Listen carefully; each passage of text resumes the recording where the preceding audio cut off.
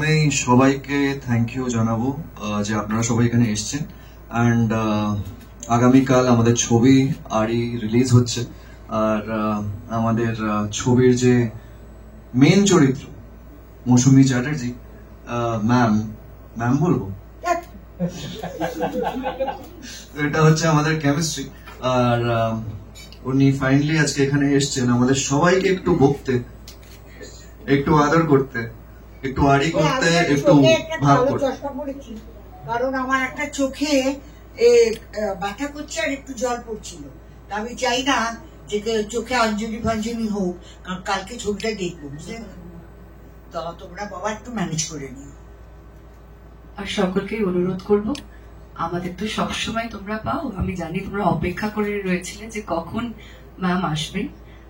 তো ম্যাম এসেছে। তোমাদের যা প্রশ্ন, ভালোবাসার যা যা প্রশ্ন আছে তোমরা কিন্তু ম্যামকে করতে পারো। আজকে কিন্তু আমরা আর্টিস্ট হিসেবে আসিনি, আর্টিস্ট ইনি আছেন।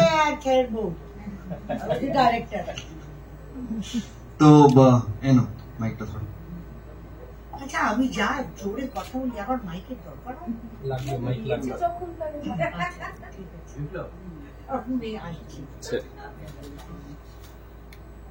যা তোমরা ছবি তুলছো না কথা বলছো, কিছু তো জিজ্ঞেস করছে না, চলে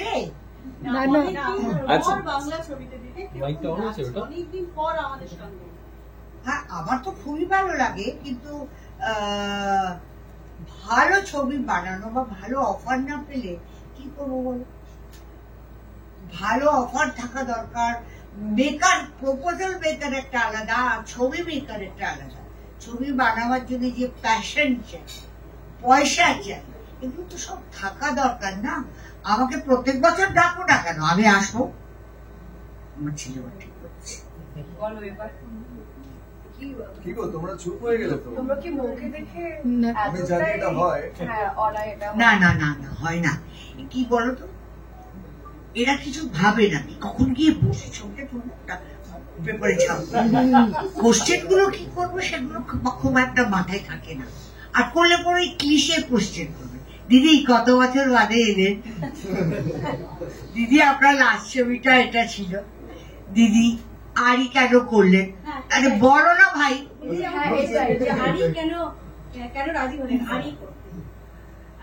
আড়িটা করতে আমার খুব ভালো লাগে, কারণ তারপরে ভাবটা আরো ভালো জমে। এইটা আরই গল্পটা, আর আমাদের যে ডাইরেক্টর আছে ওর অ্যাপ্রোচটা খুব ভালো ছিল, তার একটু। আর আমার মেয়ে মেঘা এই যে এখানে এসছে, ও অনেকদিন ধরে ধাক্কা পাচ্ছিল যে বাড়ি থেকে বেরো, একটা কাজ করো, এই করো। তারপরে মানে ভাগ্যিস করেছিলাম, নাহলে তো এই দুটোকে জানতাম না। মানে ইয়াশ, আমাদের কলকাতায় বলে যশ, তো ইয়াশ আর নুসরাত, এই দুটো আমার খুব একটা বাড়তি লাভ হয়েছে এখানে এসে। একটা ছেলে, তারপরে একেবারে একটা পাকাপাকি বউ একটা এসে গেল। রেডিমেড। আচ্ছা, আরি ভাব কার সাথে হলো বেশি সেটা কি দেখো না ছবিতে, আমি কেন বলবো? মৌসুমীদি, আরি এবং ভাব কার সাথে বেশি জমলো, ছেলে না ছেলের বউ? আমি একটু চালাক আছি, এদিকে অত বোকা নই যাতে ভাবছি।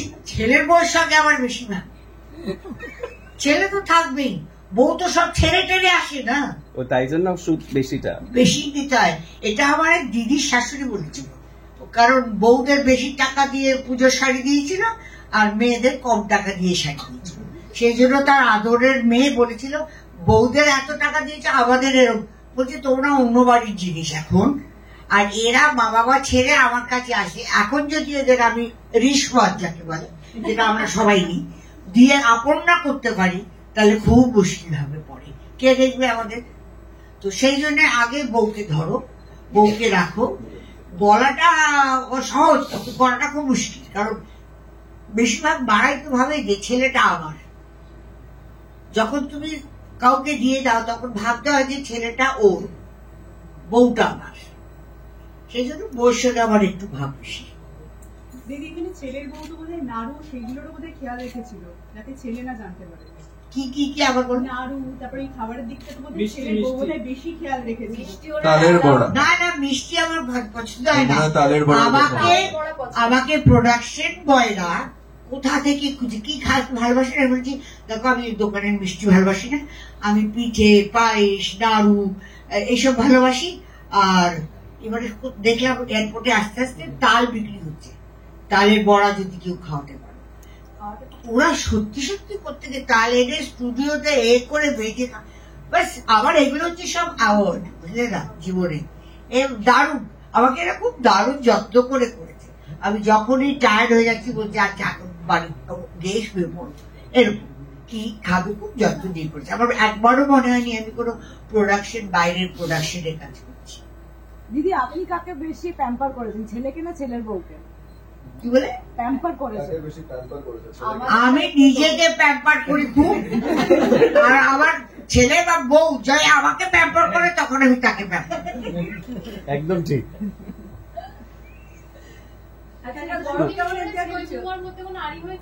হ্যাঁ না, কারণ আমরা তখন একটা কাজ তোমাদেরকে আড়িটা দেখাবো বলে আড়িটা করেছিলাম, সেটা সত্যিকারের আড়ি নয় আর কি। প্রথমে যখন বসলেন আপনাকে জজদা বললো যে ম্যাম বলে ডাকবো, আমরা জানি একটা ভালোবেসে নামও দিয়েছে আপনাকে, যদি সেটা একটুখানি বলেন। কি নাম দিয়েছো? আমি জানি না। মো, ও তো ও বলে তাই, এরা দুজনেই আমাকে মো বলে। কি বলবে ভেবে পায় না, মাঝে মাঝে একই বাড়িতে এদের সঙ্গে, সেই জন্য বলতে পারে না। সেই জন্য কলকাতা গরম কেমন লাগছে? কতটা কি আপনি এখানে বসালে থাকেন? আপনার কেমন লাগে? আমরা তো কিন্তু আমার তো এখানে জন্ম, আমি তো এখানকারই মৌসুমি। আমার নাম যে হয়েছে এখান থেকে গরমটা বাড়েনি, তবে হ্যাঁ মমতা ব্যানার্জি অনেক কিছু বাড়িয়েছে, আপনারা সেটাকে অ্যাডমায়ার করুন। আর কিছু কি কি বদল দেখলেন কলকাতায়? আমি নিজেই বদলে গেছি। কলকাতারই তো আমি। অ্যাকচুয়ালি গরমে তো বেরোনো যাচ্ছে না, নাহলে হয়তো আরো কিছু আপনাদের লিস্ট দিতাম যে এটা দেখছি ওটা দেখছি। তবে মানুষ অনেক বদলেছে, মানে বদলাতে হয়েছে, অবস্থা বুঝে ব্যবস্থা হচ্ছে। আর বাংলা কি বদল দেখতে পারেন এই মুহূর্তে বাংলা সিনেমা?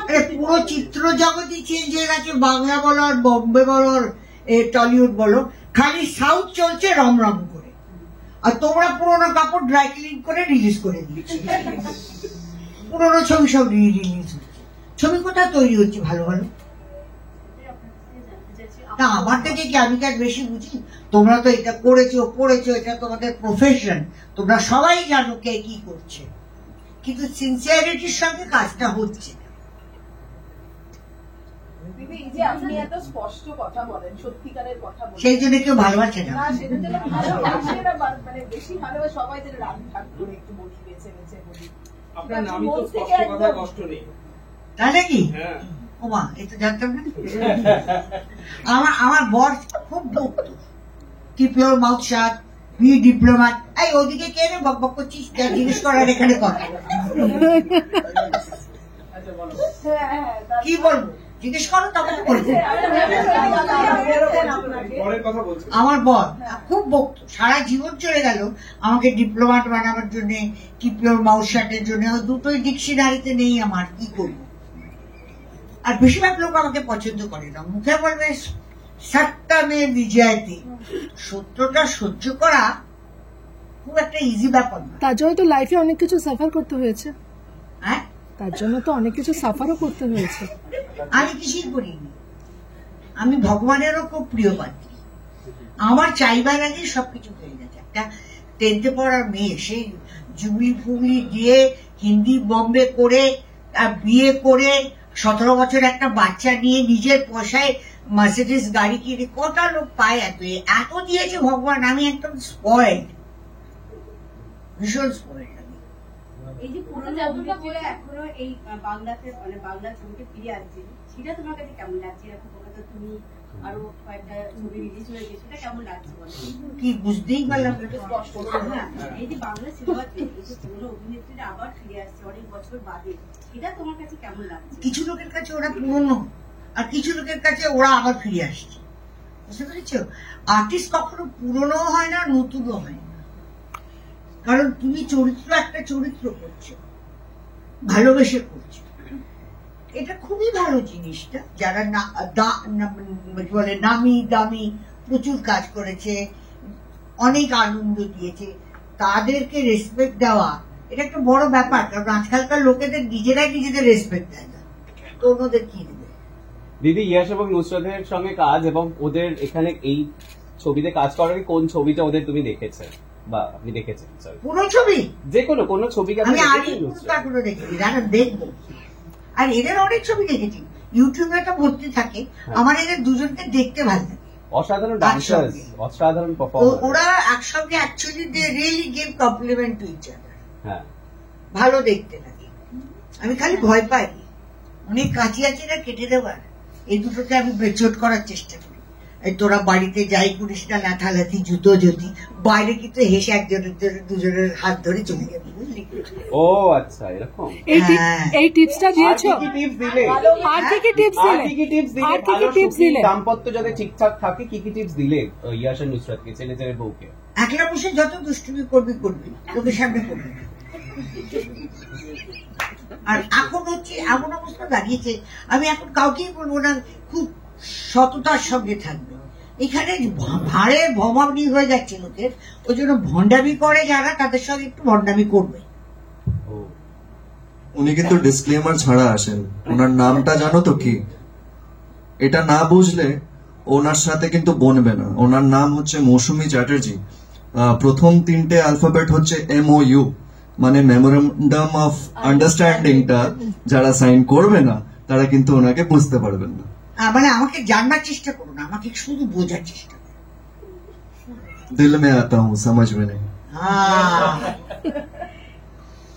আচ্ছা, যেমনটা বললে তুমি যে সিএ অনেকগুলো বদল এনেছে, কোন চেঞ্জেস গুলো তোমার মনে হচ্ছে আমার ছবির জন্য বেশ অনেকটা ভালো এবং আপগ্রেড? আমি বললাম না কি বলতে চাইছো? যেমনটা বললে যে সিএ অনেকগুলো বদল এনেছে, তোমার ও তুমি পলিটিক্স, তুমি মমতা ব্যানার্জির ফ্যান? অনুষ্কা, তুই কার ফ্যান? ও বা তুমি কলকাতায় থাকছো, খাচ্ছ, ঘুমোচ্ছ, তোমরা জানো না কি কি হচ্ছে পশ্চিমবঙ্গে? এ মা, স্কুলে ভর্তি হও। এ মা, নুসরাত বলছে। আমরা তো আজকে আরির জন্য এখানে এসেছি। না, আমি বললাম, আমি একটু কায়দা করে বললাম, আমি একটু কমিক করে বললাম, কিন্তু কলকাতায় যারা, এই জন্যই এখন পশ্চিমবঙ্গের এই অবস্থা। তোমরা বুঝতেই পারো না কি হচ্ছে পশ্চিমবঙ্গে। আমার তো অনেক কিছু মনে আছে, কিন্তু তোমাকে বলবো কেন? আমরা আড়িতে যাই। স্টুডিও পাড়ায় এক্স্যাক্টলি এখন বেশ অনেক ভুল বদল হয়েছে। শোনো, এখন তো চেনাই যায় না কোনটা স্টুডিও পাড়া আর কোনটা পাড়া, এত ভুল বদল হয়েছে।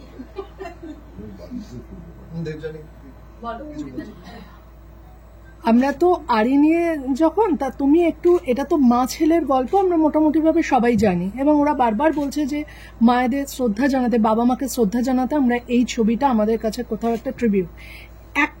আমাদের এই সময় দাঁড়িয়ে পরপর 3টে বাংলা ছবি হচ্ছে, 3টে বাংলা ছবি মাকে কেন্দ্র করে গল্প।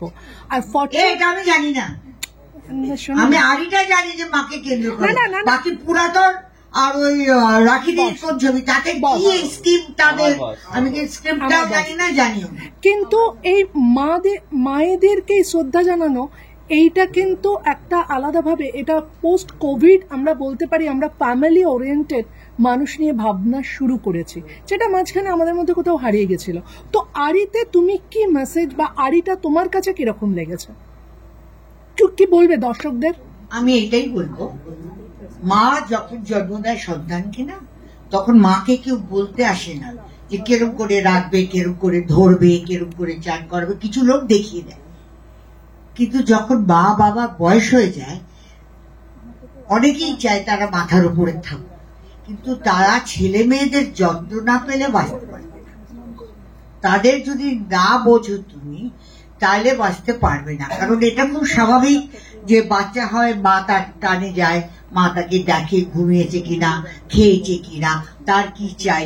কিন্তু যখন বয়স হয়ে যায় না, সে বাচ্চাদের কাছে সেটা দেখবার টাইম নেই। এই ছবিতে যারা দেখবে সেটা রিয়েলাইজ করবে। আমার ধারণা, আর মনে হয় যে তোমরা চাও যে মা 60 বছর হয়েছে 70 পর্যন্ত বাঁচুক, 70 হয়েছে 80 পর্যন্ত বাঁচুক। এরা গ্রো করতে পারে না আনলেস বাচ্চারা তাদেরকে সেই কি বলবো সাপোর্ট করে বা সাহারা করে বা ভরসা দেয় যে আমি আছি। কারণ বাচ্চারা তো ধরো কাপড় জামা খারাপ করে ফেললো, এটা করে ফেললো, আমরা চেঁচালাম বললাম, তো মা বাবারা যদি ওটা করে ফেলে তখন বাচ্চারা যে শিশু, আমি নিজের চোখে দেখেছি, এত দুর্ব্যবহার করে যেন মনে হচ্ছে যেন ওদেরকে করে নাস্তানাবুদ করার জন্য এটা করে ফেলেছে। ওরা বোঝে না যে মা বাবা মোর এম্বারাস দেন ছেলে মেয়েদের কাছে। তো সেই জিনিসটা আলিতে আছে। আর এটা আমি জানি না, এটা একটা মিরাকল বলতে পারো যে আমাদের যে চয়েসটা হয়েছে না, একটা কেমিস্ট্রি আমার আর ওর মধ্যে একদম চলেছে। আর চলেছে এই জন্য কারণ নুসরাত সেই জায়গাটা ছেড়ে দিয়েছে। নুসরাত জানে যে আমি একটু দূরে সরে যাই, এদেরকে এটা দরকার এই ছবিতে। এরকম দেখলে খালি সেজে গুজে রূপ নেই, ওর বুদ্ধিও আছে। তো এরকম তো ও সেটা জানে। আর যে ডাইরেক্টর সেও জানে। আর এই আমার ক্যামেরাম্যানটাকে মিস করছি, চিন্টু ডাক্তার না, হ্যাঁ। এখানে যে হোল ইউনিটটাকে আমার মনে হচ্ছে যেন সব আমার বাড়ির মেম্বার। কারণ নতুন নতুন ছেলেমেয়েরা এসছে, তারা তো কায়দা করতেই ব্যস্ত, একটা ভোট নিয়ে, একটা পেন নিয়ে, একটা এই নিয়ে দাঁড়িয়ে থাকে। তাদের বলতে হয় এটা করো, করছো না কেন, পরে আমায় গালাগালি দেবে, তাতে আর কি আছে। কিন্তু তারা তো শিখবে না, জানবে। একটা ছবি, ভালো ছবি একজন মানুষ বানাতে পারে না, একজন মানুষকে তুমি পুরো ক্রেডিটও দিতে পারবে না। এটা একটা চেন সবার মধ্যে। তো আমি এই আরি ছবিটাকে এতদিন বাদে, এটা আমার সৌভাগ্য যে আমি এই ছবিটা এই এজে পেয়েছি, এত সুন্দর আর এত, আমি কি বলবো, মানে যেটা টাচ করে। এখনকার দিনে কি হয়, 7টা গান হয়, একটা গানও মনে থাকে না, দুটো বড় বড় সিন হয়, কি হয়েছে কি না হয়েছে জানে না, এই আসছে ও আসছে, ক্যামেরা ঠিক, ব্যাকগ্রাউন্ড মিউজিক। এটা আর এটা পুরোনো দিনের মতন লাগলো আমার, একটা ছবি দেখে বেরোবে, আবেশটা থেকে গেল অনেকদিন, গানেরও শব্দেরও।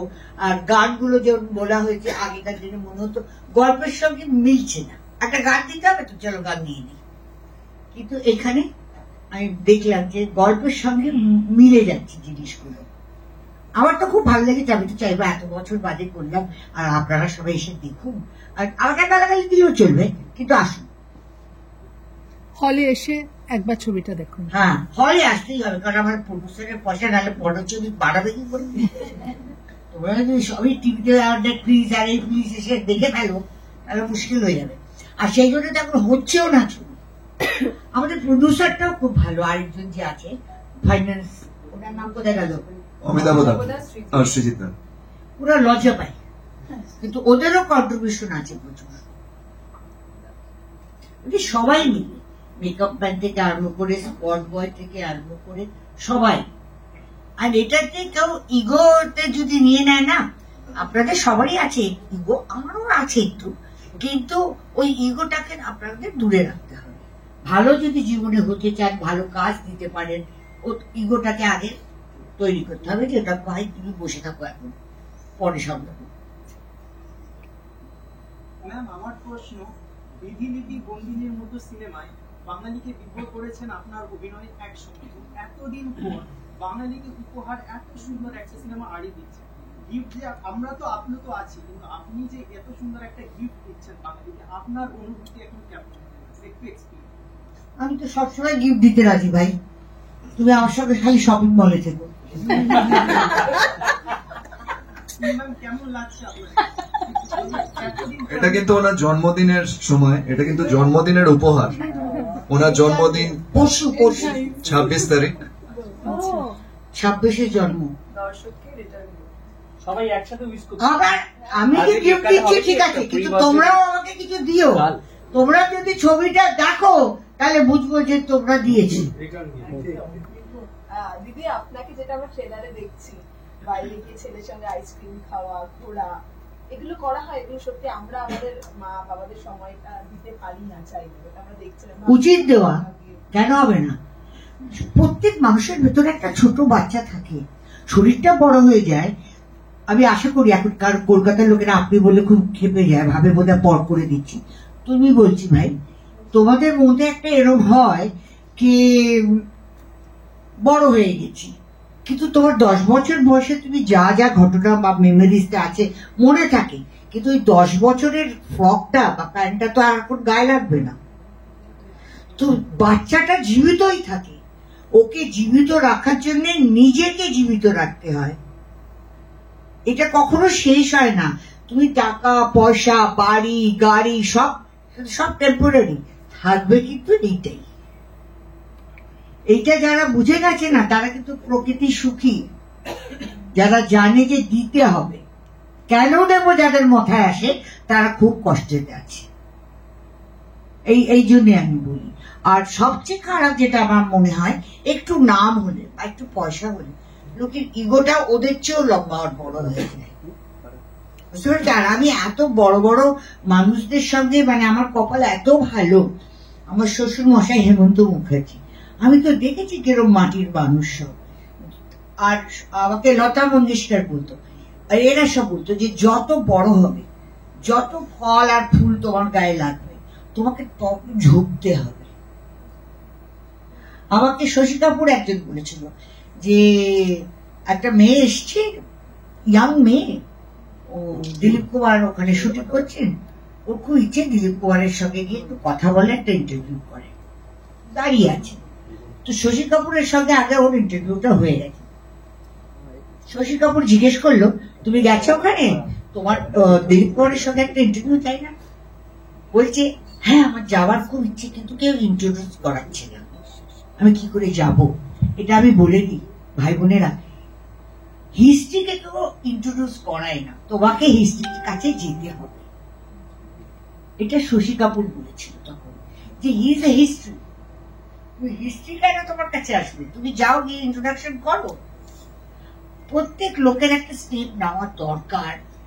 সে রিয়াক্ট করলো, ভালো রিয়াক্ট করলে ভালো, না করলে বুঝবে যে লোকটা খুব অশান্তিতে আছে, তার জন্য প্রে করে বেরিয়ে আসবে। নিজেকে চেঞ্জ করা খুব, মানে আমি বুঝি যে ভীষণ ইজি দেন অন্যকে চেঞ্জ করা। আর এটা আমাদের বুঝতেই হবে। এখন তো কলিযুগ বলছে সত্যযুগ হয়ে যাবে, এটা আমরা না জানলে কিন্তু কলিতেই থেকে যাবো।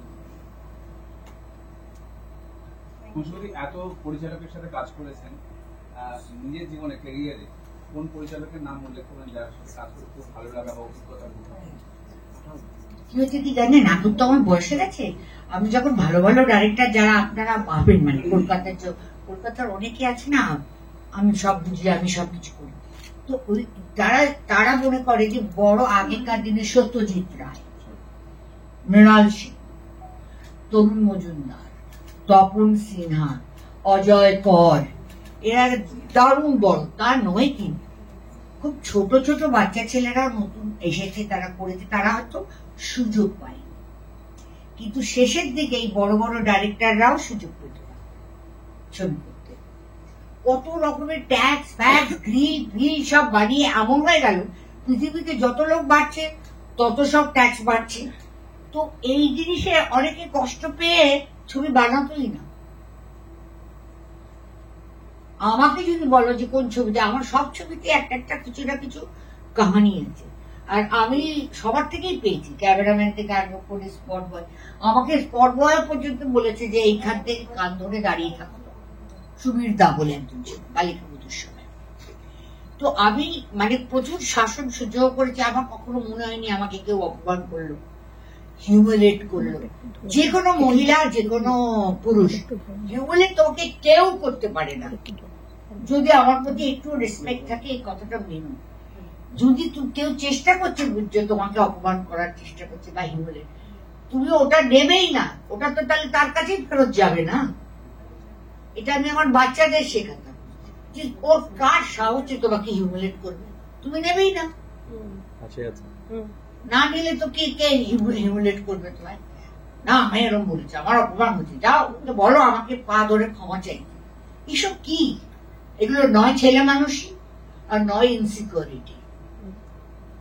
দুদিনের জীবন এইটুকু জায়গায় পুঁতে দেবে আর ওইটুকু জায়গায় জ্বালিয়ে দেবে, তাই নিয়ে মারামারি করে নিচ্ছে। আমি কিন্তু সাধু সাধু কথা বলছি, একটু চটপটা কোয়েশ্চেন করো। একটু মজার কোয়েশ্চেন। মৌসুমীদি, মনে হয় আজকালকে দিনে আমাদের লেভেল অফ পেশেন্স খুব লো হয়ে গেছে। আপনি আপনার ছবিতে ডায়লগও বলছেন, আমি নিজেকেই নিজে বেশিক্ষণ সহ্য করতে পারি না। তোমাদেরও পারি না বেশিক্ষণ সহ্য করতে। কেন কেন? পেশেন্স নেই কমে যাচ্ছে আমাদের সবার, বেশিরভাগ এক্সেপ্ট যারা। আমার শ্বশুরবাড়ি বলতেন, হেমন্ত মুখোপাধ্যায় বলতেন, গরিব হওয়াও ভালো, বয়স হওয়া ভালো না। বিকজ গরিবদের নেই তো কি করবে, তারা ক্রেভ করে। কিন্তু বয়স হয়ে গেলে থাকলেও তাদের বোঝা, তাদেরকে আন্ডারস্ট্যান্ডিং করা, তাদের জন্য কিছু করা কোথায় পায়? লোক তো পায় না। তুমি দুটো নার্স রাখো বা দুটো লোক রাখো, তারা করবে না। বাড়ির লোক 2 দিন 4 দিন দেখবে, তারপরে তারা করবে না। আর তোমরা তো সবাই জানো হাসপাতালে কি ছিড়ি হয়, জানি না। আমার কাছে ওটা একটা আলাদা ওয়ার্ল্ড। হাসপাতাল, hotel business, this are all different world. যারা ওখানে কাজ করে থাকে তারা জানে। পেশেন্টসটা নেই আমাদের এখন। অ্যাকচুয়ালি আগেও ছিল না। যে মা বাবার 3টে বাচ্চা হয়েছে, প্রথম বাচ্চা পড়ে গেল, ধর বড় পান ডাক্তার ডাকেও। সেকেন্ড বাচ্চাটা পড়লি তো যা ওটা লাগিয়ে নিস। থার্ড বাচ্চাটা যেই পড়লো ব্যাস হয়েছে। আমার কথা শোনো, এইটাই তো হয়। দুজনেই পিঙ্ক শাড়ি পরেছে, এটা কি?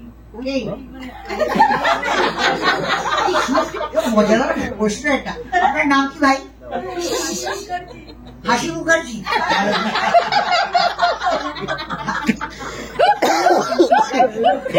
পাশের বাড়িতে এরকম প্ল্যান করে চলেন নাকি? বা বড়দিন থাকে না, পিঙ্ক শার্ট পরেছে, তাহলে আমিও পিঙ্ক পরি। না ও আমার সঙ্গে থাকে ধরি, না আমি ওর সঙ্গে থাকি। মৌসুমীদি, আপনাকে কি নুসরাত বাড়িতে নিমন্ত্রণ করলো? ইয়াশ নুসরাত বাড়িতে নিমন্ত্রণ করে কি কি খাওয়ালো, কেমন কাটলো? মানে শুটিং এর মাঝখানে নিশ্চয়ই বাড়িতে যাওয়া হয়েছে। প্রচুর টাইম নিয়ে আসি, প্রচুর টাইম। তো ওরা এত সাহায্য করো না সব, তো এদের নিজের খাওয়ার টাইম নেই, ওরা আবার কি খাওয়াবে? চেহারা গুলো দেখো, সুনামের ছেলে মেয়ে। কে দুজনের মধ্যে কে বেশি ডায়েট করে সেটে, মানে এমনি সময়? কেন আপনি কি ডায়েটিশিয়ান? না জিজ্ঞেস করছি আপনার কাছে, ইয়াশ এবং নুসরাত ছেলের বউ কে বেশি করে? আমি তো থাকি না ওদের সঙ্গে, আমি আলাদা করে দিয়েছি। আর ওদেরও বলেছি, তোদের মধ্যে যদি একটু কিছু মনে হবে, রোজ ঝগড়া হচ্ছে, তোরাও আলাদা থাকবি, ডেট করবি আর একসাথে থাকবি। এই তো এটাই তো আসল ভালো টিপস। সুন্দর সুন্দর টিপস আপনি দেন, আমি দেখলাম কিভাবে দাম্পত্য বাঁধাবে, সুন্দর ডেট করবে। খুব রোমান্টিক মানুষ বোধহয় বাস্তবে। প্রত্যেক ক্রিয়েটিভ লোকই কিন্তু রোমান্টিক হয়। রোমান্টিক হচ্ছে একটা সৃষ্টি। তুমি দেখো না ব্রহ্মাজি কেমন বুড়ো হয়ে গেছে, সব কটা ঠাকুর ইয়াং থাকে কেন? ব্রহ্মাজি কিন্তু দাড়ি সাদা, চুল সাদা, কারণ ও সবাইকেই তথাস্তু করছে। আরে কোথাও তো গিয়ে ব্রেক দিবি, ও যে দানব, যে অসুর, যা চাইছে বর তপস্যা করছে, আছে বরটা দিয়া। তারপরে সব দৌড়চ্ছে শঙ্করের পেছনে, কৃষ্ণর পেছনে, নারায়ণের পেছনে, তারা আবার প্রবলেম সলভ করছে। মানে এটা আছে, যারা রোমান্টিক হবে, যারা অন্যের দুঃখ বুঝতে পারবে, তাদের ভগবানের একটা আশীর্বাদ আছে। কিন্তু তারা না ম্যাচিওর হয়ে যায় বেশি তাড়াতাড়ি, বয়সের আগে বুঝতে পেরে যায় তো কে কি করছে, কে কার কি চাই, হয়তো দেখায় না কিন্তু বুঝতে পেরে।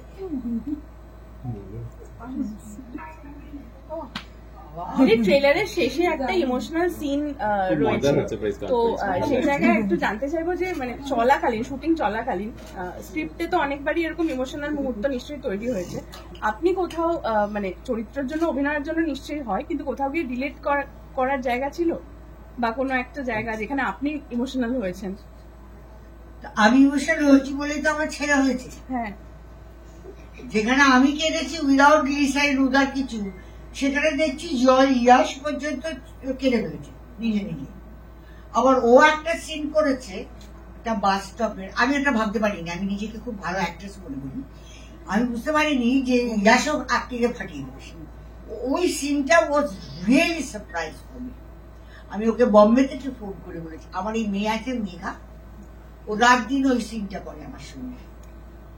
আর আমি ওটা ইয়াশকে বলেছি, ইয়াশ বলেছে ও মেগা জেলাস আমার উপর। দেখো, অ্যাকশন আর রিয়াকশন একসঙ্গে চলে। একটা ভালো আর্টিস্টের সঙ্গে যদি আমি কাজ করি না, ওটা সাবকনসিয়াস মাইন্ডে চ্যালেঞ্জ এসে যায়। যেমন অগবধূ সুন্দরীতে উত্তম কাপুর সঙ্গে যখন কাজ করতে, আমাকে তো কেউ বলেনি, উল্টে উত্তম কাপুর নিজে বলতেন সলিল দত্তকে, সলিল ছেড়ে দে, ও জানে ওকে কি করতে হবে, তুই খালি টাইমিংটা দেখো। এই জিনিসগুলো অটোমেটিক এসে যায়। ভালোর সঙ্গে তোমরা যদি থাকো, আমাদের বলা হয় যে সৎসঙ্গ করো। 5টা ছেলে বোম বানাতে মরে গেল, 5টা তো আর বানাচ্ছিল না, ওখানে 2টো বানাচ্ছিল, 3 4টা মারছিল, কিন্তু ওই যে অসৎসঙ্গ পুড়ে গেল। সেও সৎসঙ্গে থাকলে অটোমেটিক কাজ ভালো হবে, পার্সোনালিটি ভালো হবে, তোমার স্টাইল ভালো হয়ে যাবে, তুমি ভালো জিনিসটা দেখতে শুরু করবে। এটা হয়। আবার অনেকে বলেন এটা তো সঙ্গতের আসার, মানে যেরকম লোক রাখবে, বলে ছেলের বিয়ে গেলে ছেলের বন্ধুগুলোকে আগে দেখে দাও, এটা তো বলেই। তো এই জিনিসগুলো খুব কাজ দেয়। আপনার ক্যারিয়ারে অভিনয়ের যেমন একটা বড় জায়গা রয়েছে, হাসিরও খুব বড় জায়গা রয়েছে। আমরা হাসি নিয়ে সবাই বলে যে মুশফিকুর হাসি মানে আলাদা। আমি কি ভয় আছে তো বলো তো, সেইটা এরপরে যা জীবনের বয়স কথা হচ্ছে, গুরুত্বপূর্ণ। দাঁতটা পড়ে গেলে কি হবে বলো তো ভাই? চুলটা নয় সাদা হয়ে গেলে কালার করতে পারো। আমি একটা প্রশ্ন করবো, সেটা হচ্ছে তোমার জীবনে তুমি এমন একটা সময় তুমি এসেছো, you are really God gifted, কারণ তুমি যে বাংলা ছবির যে আমি ভীষণ গিফটেড। গড আমাকে পার্শিয়াল ভাবে নেয়। I'm not only God is kind বলি, আমি তো বলি আমি পার্শিয়াল। বাংলা ছবির স্বর্ণযুগে যাদেরকে নিয়ে আমরা বলি সবসময় কথা, তুমি তাদের সঙ্গে কাজ করেছো, সেই বাড়ির বউ তুমি। আর আজকের সময় দাঁড়িয়ে তুমি বাংলা ছবি সেই তাবড় মানুষদের সঙ্গে যখন কাজ করছো, দেখো গীতা পড়ো, গীতা, সংসার হচ্ছে পরিবর্তন, পরিবর্তন তো হবেই। আর যেখানে কোয়ান্টিটি বেড়ে যাবে, ওখানে কোয়ালিটির অভাবও হবে। তো এতগুলো ম্যাগাজিন, এতগুলো লোক, তাদের কিছু না কিছু তো লিখতেই হবে। 1 লাইন থেকে তুমি কিভাবে 10 লাইন করবে, কেউ 15 করবে, এটা তো তোমাদের উপরে আছে হচ্ছে। কিন্তু আমি ভীষণ লাকি, নট দ্যাট হেমন্ত মুখার্জির পুত্রবধূ বলে, আমি কমল মিত্রের সঙ্গে কাজ করেছি। আমি খুব পুরোনো পাপি, বুঝলে তো। সন্ধ্যা রানীর মেয়ে সেজেছি, আমি অনুভা গুপ্তার সঙ্গে কাজ করেছি, মানে কালী ব্যানার্জির সঙ্গে কাজ করেছি। তোমরা যাকে উত্তম কুমার বলো, তার সঙ্গে আমি দুটো ছবি করেছি তা নয়। উনি আমাদের বাড়িতে আসতেন, হেমন্ত মুখার্জির খুব জানাশোনা ছিল। তো এইরকম লোকের আমার খুব খুব খুব সৌভাগ্য যে আমি বলবো। আর আমি খুব লাকি, কিছু একটা ভালো কাজ করেছিলাম কোন সময়, জানি না, ভুলে না এমনিতে, কিন্তু খুব বড় বড় ভালো ভালো লোকেদের সঙ্গে। আমি মাদা ট্রেসের সঙ্গেও কাজ করেছি। আমার বাড়িতে উনি আমার নামে কবিতা লিখে গেছেন। আর হ্যাঁ, ওটা আছে আমার ড্রয়িং রুমে রাখা আছে ওটা। আমি আবার লুকিয়ে রাখতাম ডায়েরিতে। একদিন ওই পায়েল কি বললো যে বৌদি, হ্যাঁ আমার ননদ বলে, এটা কেন রেখেছো, এটাকে একটা বাঁধিয়ে রাখো। ঠিক আছে, তারা বাঁধিয়ে দিয়ে যাবে, রেখেছি। আমি পন্ডিচেরির মাদারের সঙ্গে কাজ করেছি, আমার ভাই পন্ডিচেরিতে পড়তো। আমার এই যে বড় বড় লোক খালি পয়সা থাকলেই হয় না, প্রাণটাও তো, তাদের মনটাও তো বড় হতে হবে না। সেইগুলোকে তারা কিন্তু একটা, আমাকে অনেকে জিজ্ঞেস করে আপনার গুরুকে, আপনার হয়েছে, আর যেদিন দুধওয়ালা, কোনোদিন ভেজিটেবলওয়ালা, যার থেকে যেটা শিখছি সেদিন সে আমার গুরু। আর আসল গুরু হচ্ছে আমার বাবা আর আমার মা, কারণ এদের থেকে তো আমরা শিখেছি না জিনিসগুলো, কিন্তু আমরা ভীষণ কম লোক আছে ওটা রিয়েলাইজ করে, অ্যানালাইজ করে আর এমপ্লয় করে নিজের জীবনে। ওটা যদি করতে পারেন খুবই ভালো। দিদি একটা প্রশ্ন, আপনি এত পুরোনো দিনের কথা বলছিলেন, বাংলা ছবির স্বর্ণযুগ, আমরা যদি বাংলা ছবির লেজেন্ড বলি আপনিও তার মধ্যে একজন। আমরা এই মাসটা যদি দেখি, প্রথমে শর্মিলা ঠাকুরের পুরাতন, তারপরেই আপনার আরি এবং আমার বস রাখি গুলজারের ছবি আসছে, তিনজনই কিংবদন্তি। তো বাংলা ছবির সেই পুরনো নস্টালজিয়া, সেই দিন কি আপনাদের হাত ধরে আবার ফিরবে, নস্টালজিয়া ফিরে আসবে? সেটা তো আমি তো ভবিষ্যৎবাণী করতে পারি না, কারণ আমি জ্যোতিষী নই, নাম্বার ওয়ান। নাম্বার টু, পুরোনো ছবিগুলো তো দেখছি ড্রাইভিং করে রিলিজ হচ্ছে, কি আসছে কি যাচ্ছে জানি না, কিন্তু প্রত্যেক মানুষ কাজের মধ্যে থাকে, যেটা তাকে মনে হয় যে এটা করলে পরে ভালো হবে তারা করছি। কিন্তু কারোর হাত ধরে, আমরাই এখন হাত ধরে চলি, আমাদের আমরা হাত ধরে কে কি আসবে, এটা সত্যি ঘটনা। হিল পড়লে ভয় লাগে যদি পড়ে যাই, ওপর নিচ করতে গেলে মনে হয় বাবা আগে ধর আমার হাতটা, এরকম মনে হয়। তারপরে আমাদের আবার ইমেজ আছে, শাড়ি পরতেই হবে, এখন গরমে হাফ প্যান্ট একটা টি শার্ট পরে নিয়ে হতো, কিন্তু তা তো হবে না, আমার শ্বশুরের রাতটা ওপর থেকে কাঁপবে।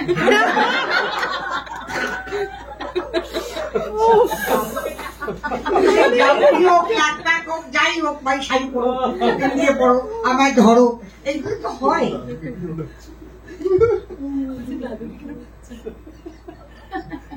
আজকে তোমার দাদু ছিল বলেই তো আমার বম্বেতে হলো যাওয়া, না তা নাহলে কোথায় হতো। আমার এখানকার বাবা হচ্ছে তরুণ মজুমদার, যিনি আমাকে তৈরি করেছেন, বালিকা বধূ দিয়েছেন, ফিল্ম জগৎ। বাকি একটা জীবনের যে মেইন অধ্যায় সেটা হচ্ছে হেমন্ত মুখার্জি। আমার জন্মদাতা বাবা আছে, আমার নিজের প্রান্তষ্ঠ। তো অনেক আমি কি বলবো, গড প্রত্যেক মানুষকে দেয়, কিন্তু এক একটা টাইমের জন্য একজনকে ধরে নিয়ে দেয়। সে কতটা চলবে তোমার সঙ্গে, তুমি তার সঙ্গে কতটা মানিয়ে চলতে পারবে, ওটা লিমিটেডই থাকে। এটা হয়। কি হচ্ছে বলছি, শেষ করা আর কোনো প্রশ্ন নেই।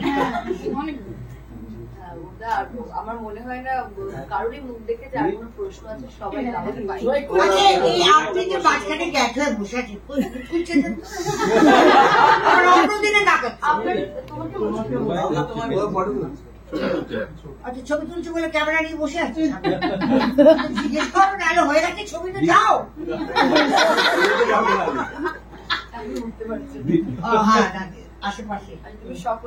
দিদি, তরুণদা, আপনি যেমন বললেন যে আপনাকে তৈরি করেছে একেবারে, তো তরুণদা এবং সন্ধ্যা রায়ের সঙ্গে কাটানো কোনো মুহূর্তে যেটা ভীষণ ভাবে মনে পড়ে, কারণ তরুণদা এখন নেই, সন্ধ্যাদি রয়েছে, বয়স হয়েছে, খুব কাজও কমিয়ে দিয়েছেন সেই অর্থে, তো কিছু কোনো মুহূর্ত যেটা আপনি চাইবেন শেয়ার করতে? যাবে সুধানের বাড়ি, সুধানের বাড়ি যদি যেতে চাও আমি জানি কোথায় নিয়ে যেতে পারি।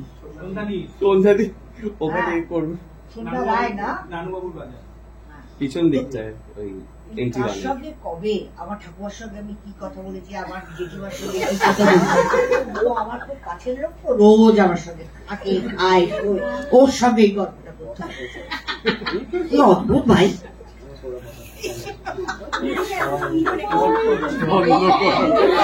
আমি নিজেকে সুন্দর রাখিনি, তোমরা জানো না আমাকে লিপস্টিক লাগাতে হয় এখন, সকালবেলা ঘুম থেকে উঠে চিনতে পারবে না, আমি নিজেকেই চিনতে পারি না।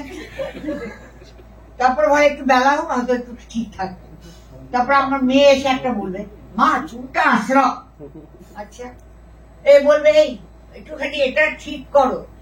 সুন্দরটা থাকাটা টেম্পোরারি, তোমার আমার যারই হোক সৌন্দর্য তো টেম্পোরারি, চোখে মনে, আসলে ভেতরটাকে সুন্দর রাখতে ভীষণ কষ্ট, কত লোককে ক্ষমা করতে হয়, কত লোকের সঙ্গে মানিয়ে চলতে হয়, তারপরে কত আবার মেয়ে খুব করে, মানে কি বলে যে হেমন্ত মুখার্জির রয়্যালটি পয়সা ওই খরচা করে, আর জায়গা কুকুর আছে, কাক আছে, আবার চিলড্রেনকে দেখে, বুড়ো মানুষদের ওখানে গিয়ে তাদের চিঠি পড়ে আসে, তাদের বিস্কুট দিয়ে আসে, গান্ডার চিলড্রেনকে খাওয়ায়, আর কোনোদিন ঘাড়ের চিলড্রেনদের খাওয়ায়, এসব করে।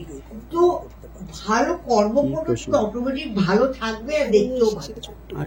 এখন মা বাবার যে জিনিসটা আছে ওটা তার যাবে না, কিন্তু তার মধ্যে তুমি নিজের মতন একটা ভেতর থেকে যদি তোমার লাইট আসে সেটা প্রকাশ পায়। তুমি দেখো বেশি বেশি বয়স যেই হতে থাকে না, তুমি আসল কি মানুষ ওই ছাপটা কিন্তু মুখে পড়বে। ভালো জিনিস দেখলেও কপাল কুচকে, এরকম দেখে কিসে দেখে কে জানে। এই এবার শেষ করে তোকে খিদে পাই এই বছরের জন্মদিনটা কি ছেলে বৌমার সাথে কাটবে?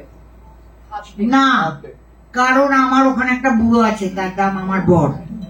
হাফ ডে দিচ্ছ? হাফ ডে জানি না, হাফ ডে তো ঘুমিয়ে থাকবো। হাফ ডে আমাদের, হাফ ডে 25 তারিখ রাতের থেকে 26 তারিখ দুপুর কেমন ভাবে অবধি। প্ল্যান? তাহলে 25 তারিখেই কেক কাটা হচ্ছে এখানে। একদম।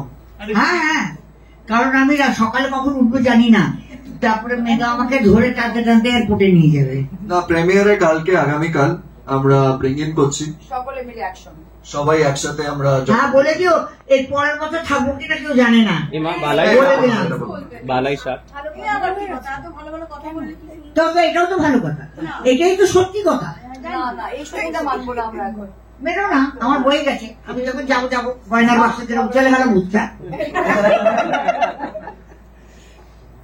সকলকে একবার বলে দাও সিনেমাটা দেখতে। তো বললাম কতবার বলবো, আর কতবার বলবো রে। এই শোন, এই তোমরা ঝামেলা করছো? আমি তো একটু ঝামেলা না থাকলে ভালো লাগে না। জাকি, আমি তো রিকোয়েস্ট করছি, আমি বলছি তোমরা আপনারা প্লিজ আসবেন ছবিটা দেখতে, আর লাস্টে দেখে আমাকে হ্যাপি বার্থডে বলে চলে যাবেন।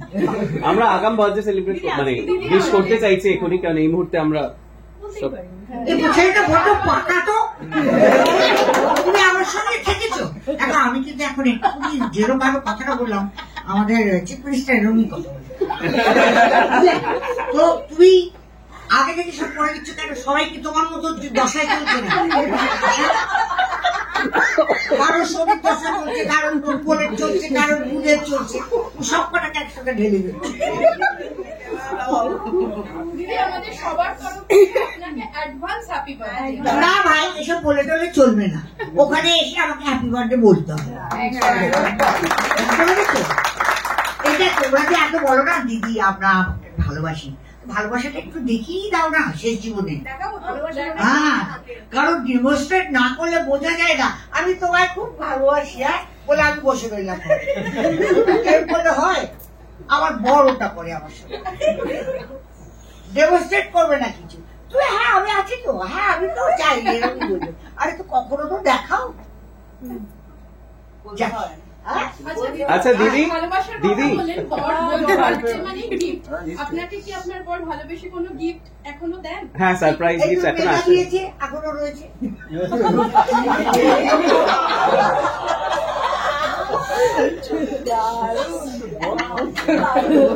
প্রম্পট একদম।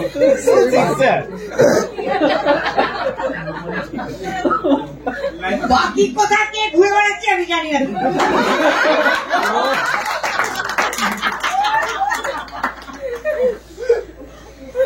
তোমরাও একটু দুষ্টু হয়েও, নাহলে জীবনটা ভীষণ বোরিং হয়ে যাবে। হ্যাঁ আমি বলি একটু আমাদের সবার ইন্সপিরেশন। সবাইকে বলি দুষ্টু হ। আমি অসাধারণ, এটা মেমোরেবল একটা প্রেস কনফারেন্স এত বছরে। সাধারণ নয় না, সত্যি সত্যি দুষ্টু মজা, ঝগড়া ঝাঁটি না থাকলে জীবনটা কেলে হয়ে যায়। এটা তোমার নেক্সট ছবি ডায়লগ হবে, অসাধারণ। যাকে তোমরা দেখো, তোমরা দেখলে আমি বুঝতে পারবো, বম্বে থাকি কি মাদ্রাসে থাকি আমি বুঝতে পারবো যে আমার আড়িটা এরা দেখেছে। ভালোবাসা কলকাতার লোকেরা মুখে বলে না, দেয়। যার সাথে আড়ি করো কালকে আমরা ভাব করবো। হ্যাঁ কি হলো এবার টুকটুক করছে? ছবি